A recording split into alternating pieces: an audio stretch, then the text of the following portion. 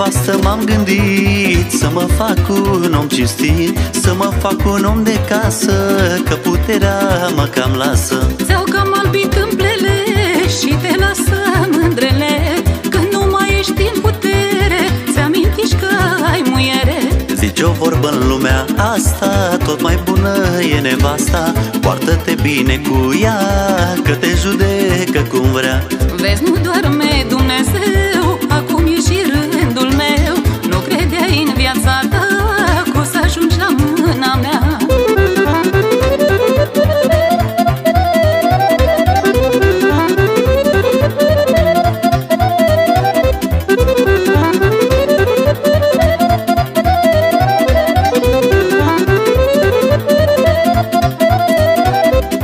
Nu mai sunt tânăr de ani, de acum mândrele vor bani. Nu mi-ar da una și mie gura nici pe datorie. Dă-mi putere cât mi-ai fost, la mândră n-ai ținut post. Pe degeaba le-ai iubit, ce-a fost până au folosit.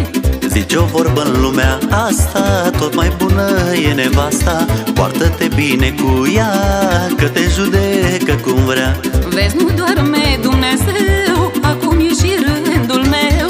Nu credeai în viața ta că o să ajungi la mâna mea.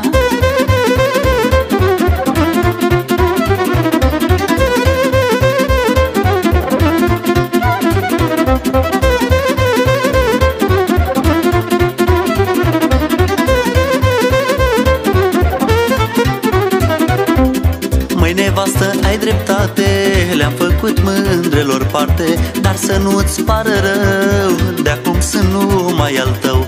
Ai uitat, dragă bărbate, că bărbatul e cât poate, dar femeia-și face parte, că-i femeie până la moarte. Zice o vorbă în lumea asta, tot mai bună e nevasta, poartă-te bine cu ea, că te judecă cum vrea. Vezi, nu doarme Dumnezeu, acum e și rândul meu. Nu credeai în viața ta că o să ajungi la mâna mea.